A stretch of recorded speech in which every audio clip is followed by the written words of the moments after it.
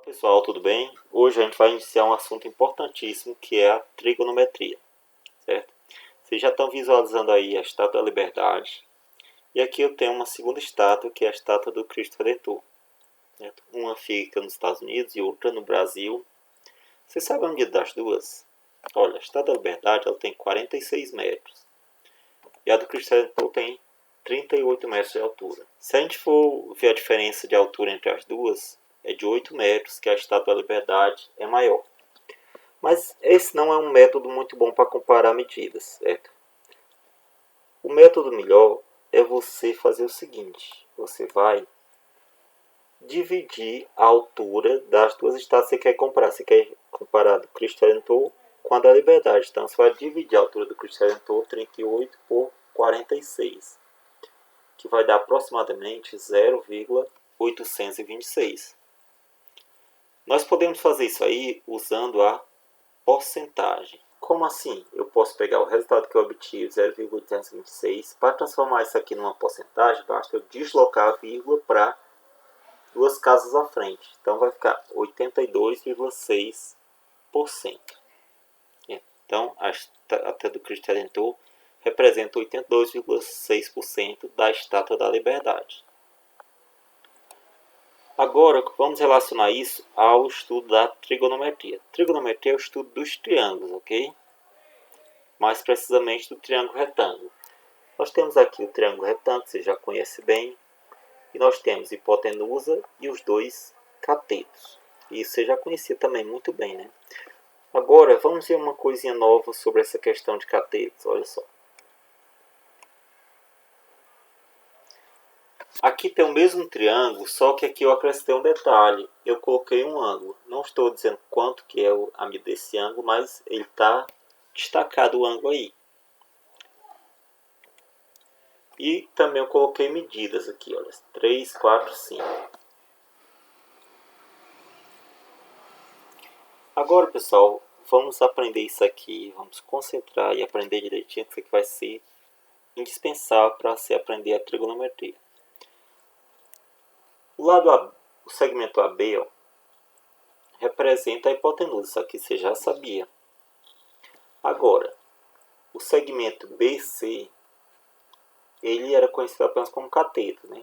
Mas quando existe um ângulo destacado no triângulo retângulo, a gente acrescenta algo a esse cateto. Ele representa o cateto oposto ao ângulo alfa.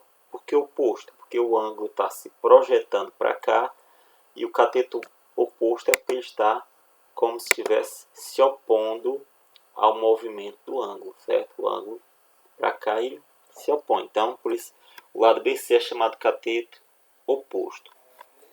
O lado AC, ele é chamado cateto adjacente. O que significa adjacente? Você já conhecia essa palavra? Adjacente significa vizinhança, certo? Vizinho. Então, aquele pertence ao ângulo, ele até ajuda a formar o ângulo, certo? Então, vamos aprender bem isso aí.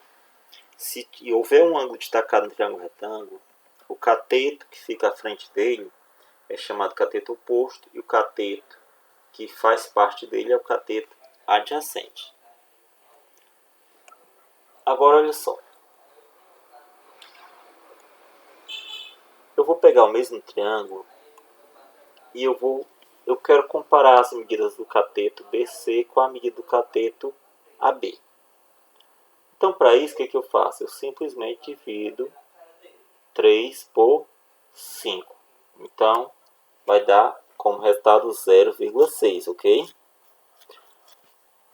O que esse 0,6 representa? Se eu deslocar a vírgula, eu vou observar que o cateto oposto representa 60% da medida da hipotenusa.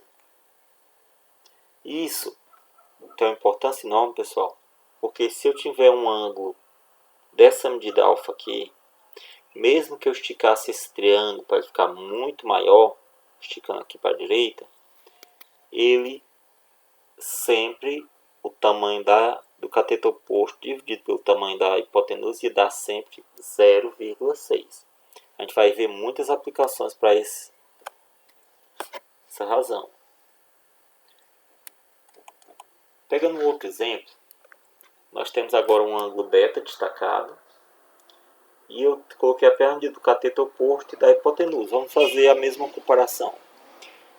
Agora sim, você deve aprender que essa comparação que a gente fez, ela tem um apelidozinho chamado de seno.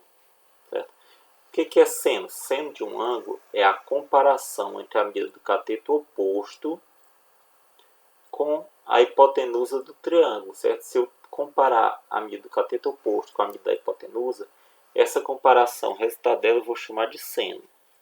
Aí temos aqui representado o seno do ângulo beta é igual a cateto oposto a beta dividido pela hipotenusa. Como você pode perceber, o cateto oposto é o 6 e a hipotenusa é 8. Então, simplesmente o que eu vou fazer é dividir um pelo outro. 6 dividido por 8, que é igual a 0,75. Ou seja, para qualquer tamanho desse triângulo, a divisão entre o cateto oposto e a hipotenusa dá sempre 0,75, que representa 75% o cateto oposto em relação à hipotenusa desse triângulo. Vamos, para ficar mais visível, vamos fazer o seguinte. Eu tenho aqui um triângulo ABC. Ele tem aqui esse ângulo aqui, que vai ser o nosso ângulo de destaque. E eu vou, certo, esticar um pouquinho esse triângulo. Olha só, eu deixei ele maior. Agora ele é o triângulo ADE. Mas sabe o que acontece? Se eu fosse fazer o seno aqui, ó, se eu fosse dividir esse tamanho pelo tamanho da hipotenusa, ia dar um número decimal. E se eu pegasse esse tamanho DE pelo tamanho da hipotenusa AD, ia dar exatamente o mesmo número decimal. Por que daria o mesmo número? Porque estamos se referindo ao o ângulo A é o mesmo ângulo para os dois triângulos. Certo? E também a gente pode perceber que, devido ter os três ângulos iguais, são dois triângulos semelhantes. O triângulo ABC é semelhante ao triângulo ADE. E, finalmente, se eu esticar ainda mais, eu formo o triângulo AFG. E a divisão de FG por AF também daria o mesmo resultado que as divisões anteriores. A gente vai se aprofundar mais e ver exemplos do seno nas nossas próximas aulas. Mas por enquanto procure entender bem isso. Sempre que eu dividir o cateto oposto a um ângulo pela hipotenusa, eu vou obter um valor chamado de seno. E qualquer triângulo retângulo que tem esse ângulozinho que está destacado, sempre a medida do cateto oposto pela hipotenusa vai dar o mesmo valor. Um grande abraço, nos vemos na nossa próxima aula.